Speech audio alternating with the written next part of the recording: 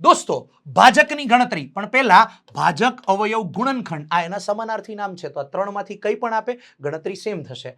ભાજકની ગણતરી કરતી વખતે બે સ્ટેપ ધ્યાનમાં રાખવાના. આપેલી સંખ્યાના અવિભાજ્ય અવયવ પાડો અને અવિભાજ્ય અવયવની ઘાતમાં +1 કરી અને ગુણાકાર કરો. ચલો જોઈએ દોસ્તો. જેમ કે 24 ના ભાજકની સંખ્યા શોધવાની છે, તો 24 ના અવયવ પાડો તો 2 નો ઘન 8 ગુણ્યા 3. મિત્રો 2 નો ઘન 8 ગુણ્યા 3 24 થઈ ગયા. 3 ની કાંઈ નહીં તો એક ઘાત તો હોય જ ને.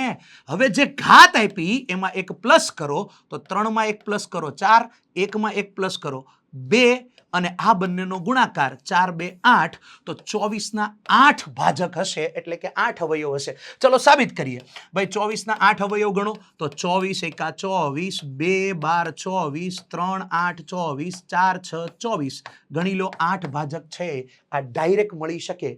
ચલો દોસ્તો, એવી જ રીતે 36 ના ભાજકની સંખ્યા, મિત્રો 2 નો વર્ગ 4 અને 3 નો વર્ગ 9, 36 થઈ ગયા. 9 4 36. જે ઘાત આપી એમાં +1 કરો એટલે 3 3, બંને ઘાતમાં એક એક પ્લસ કરો અને ગુણાકાર તો 9 આવે, મતલબ 36 ના 9 ભાજક આવે. આવો જ એક દાખલો મિત્રો તમે જાતે સોલ્વ કરો. અને જી હા વિદ્યાર્થી મિત્રો, વિડીયોને લાઈક કરો, શેર કરો અને ચેનલને સબસ્ક્રાઇબ કરો.